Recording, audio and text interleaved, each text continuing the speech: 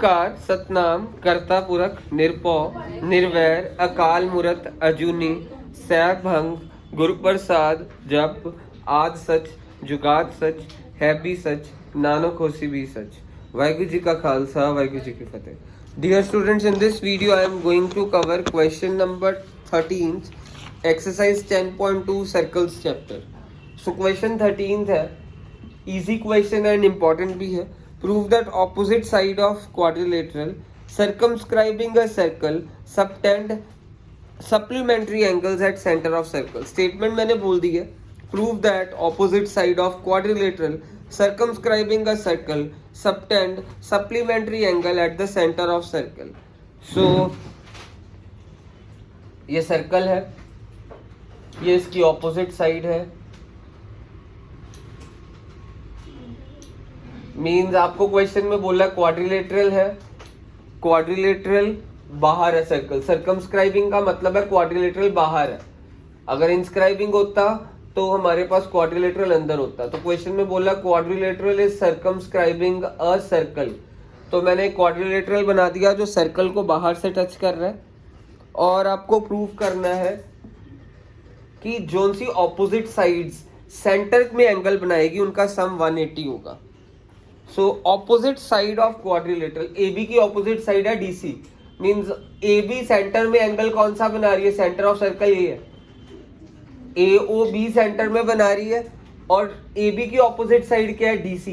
DC centre में कौन सा एंगल बना रही है, DOC। आपको प्रूफ भी यही करना है कि AOB plus DOC is equal to 180। Means आपको प्रूफ करना है। आपको क्वेश्चन में क्या था, एक क्वाड्रिलेटरल है, क्वाड्रिलेटरल के अंदर सर्कल है, मीन्स क्वाड्रिलेटरल सर्कमस्क्राइबिंग है। सर्कमस्क्राइबिंग मीन्स बाहर से टच कर रहा है, तो ये क्वाड्रिलेटरल सर्कमस्क्राइबिंग का सर्कल है। और वो कह रहे हैं कि ऑपोजिट साइड्स जो सेंटर में एंगल बना रही है, ऑपोजिट सेंटर ऑफ सर्कल वो है, ये AB सेंटर में एंगल बना रही है AOB और DC सेंटर में एंगल बना रही है DOC।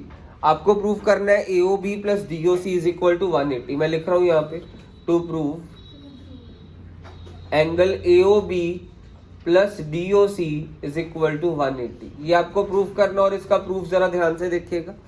मैंने इसको प्रूफ करने के लिए ये टचिंग पॉइंट्स को नाम दे दिया P, Q, R and S। और मैंने क्या करा, O को P के साथ भी ज्वाइन कर दिया ऐसे, फिर O को Q के साथ ज्वाइन कर दिया, फिर O को S के साथ ज्वाइन कर दिया, फिर O को R के साथ ज्वाइन कर दिया। अब मैं क्या करने वाला हूं, ये ट्रायंगल को इस ट्रायंगल के कॉन्ग्रेंट प्रूफ करने वाला हूं।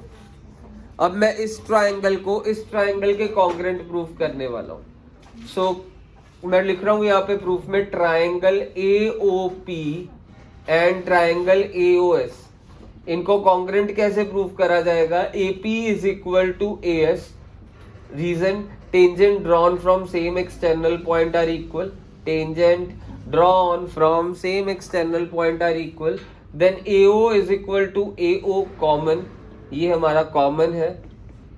फिर उसके बाद तीसरी चीज OP is equal to OS, radius of circle, OP is equal to OS, radii of circle, दोनों रेडियाई इक्वली होंगे। तो हमारे पास बाय SSS रूल से, बाय SSS रूल, तो मैं क्या कह सकता हूँ, triangle AOP will be congruent to triangle AOS। अगर AOP AOS के congruent है तो ये वाला एंगल 1 इज इक्वल टू क्या हो जाएगा, angle 2 by CPCT। So angle 1 is equal to angle 2 by CPCT। So AOP AOS के congruent है तो मैं कह सकता हूँ angle 1 is equal to angle 2 by CPCT। अगर AOP और AOS congruent है तो हम ये कह सकते हैं ये वाला ट्राइंगल भी इसके congruent होगा। तो मैं लिख दूंगा Similarly, triangle BOP will be congruent to what, BOQ। तो 3 किसके इक्वल हो जाएगा, 4 के बाय CPCT। तो मैं लिख दूंगा angle 3 is equal to 4 by CPCT।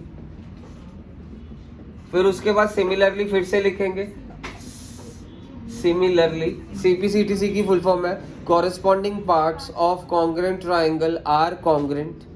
So similarly हमारे पास triangle COQ COQ will be congruent to what triangle COR.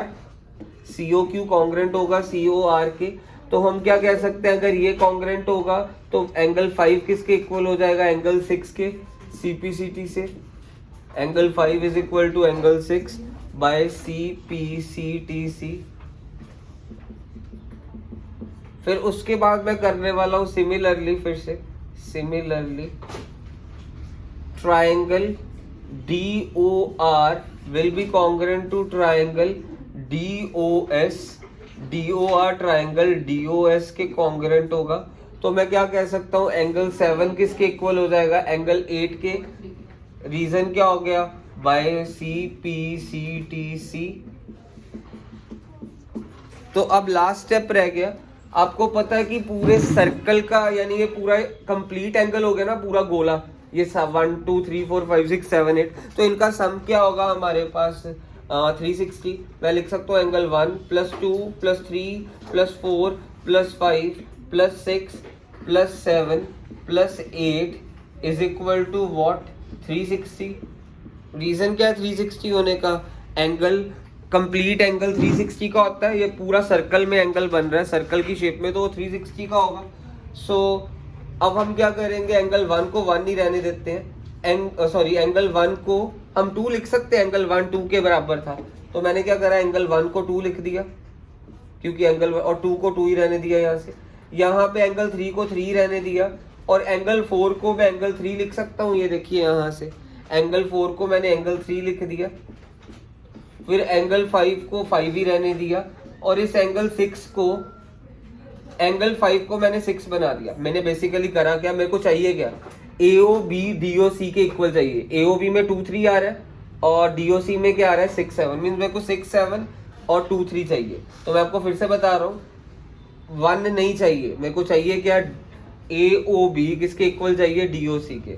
तो मीन्स मेरे को चाहिए 2 3 एंड 6 7, मीन्स मेरे को 1 नहीं चाहिए. मैं 1 को क्या लिख सकता हूँ, 2 लिख सकता हूँ, क्योंकि वो मैं वहाँ पे प्रूफ कर चुका था. फिर यहाँ पे 2 ही रहने दिया. फिर 3 भी चाहिए, 3 लिखा रहने दूंगा. 4 नहीं चाहिए, तो 4 को 3 लिख सकता हूँ यहाँ से. फिर मेरे को 5 नहीं चाहिए, 6 7 चाहिए, तो मैं 5 को 6 लिख सकता हूँ, क्योंकि 5 6 के इक्वल था, तो मैंने 6, और ये वाला 6 6 ही रहने दिया. 7 चाहिए तो 7 लिखा रहने दूंगा. 8 नहीं चाहिए, तो मैं 8 को क्या लिख सकता हूँ, 7. तो यहाँ पे इक्वल टू क्या हो गया, 360. तो 2 + 2 क्या हो गया, 2 एंगल 2. 3 + 3 क्या हो गया, 2 एंगल 3. 6 + 6 क्या हो गया, 2 एंगल 6. 7 + 7 क्या हो गया, 2 angle 7 is equal to what, 360. फिर उसके बाद अब ये खत्म होने लगा, लास्ट स्टेप रह गया, 2 कॉमन हो गया, अंदर क्या रह गया, 2 + 3 + 6 + 7 इज इक्वल टू व्हाट, 360. अब ये 2 इधर मल्टीप्लाई, उधर जाके 2 क्या हो जाएगा, डिवाइड. तो ये 2 उधर जाके डिवाइड हो गया. 2 180 सा 360 हो गया. तो 2 + 3 किसके इक्वल था, देखो यहाँ पे डायग्राम में 2 + 3 AOB के इक्वल था. तो मैंने इन 2 + 3 की जगह पे लिख दिया AOB. और 6 + 7 किसके इक्वल था, जरा ध्यान से देखिएगा, 6 + 7 DOC के इक्वल था. तो ये मेरे पास 180 आ गया. यही प्रूफ करना था, हेंस प्रूव्ड.